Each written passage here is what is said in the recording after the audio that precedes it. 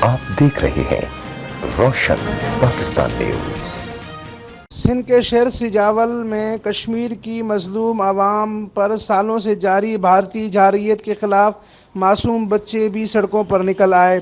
Degree college اور Chandia school انتظامیہ کے سجاول میں الگ الگ احتجاجی مظاہرے ہوئے۔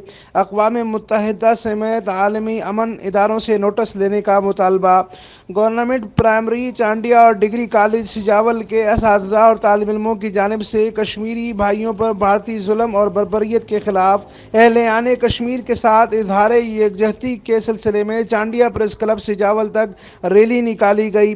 ریلی کی قیادت انسانی حقوق رہنماؤں غلام حسین میر بہر، سید بابو شاہ، تعلقہ ایجوکیشن آفیسر شفیع بارن، معشوق علی، خواجہ نثار میمن، حسن بھٹی، خالد کھوسو، افتخار شاہ کر رہے تھے، جبکہ اسکول کے طلباء کی بڑی تعداد بھی ریلی میں شریک تھی۔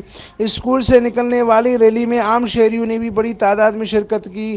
اس موقع پر معذور بچوں نے پاکستان اور کشمیر کے جھنڈے بھی اٹھائے رکھے تھے۔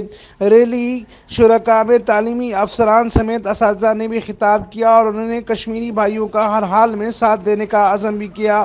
دوسری جانب ٹھٹہ میں مکلی کے اندر اسپیشل اسکول بچوں کے پرنسپل ندیم ابراہیم صاحب نے بھی احتجاجی مظاہرہ کیا۔ اپنی مخصوص آواز کے اندر کشمیر بنے گا پاکستان اور کشمیری معصوم بچوں سے اظہار یکجہتی کی۔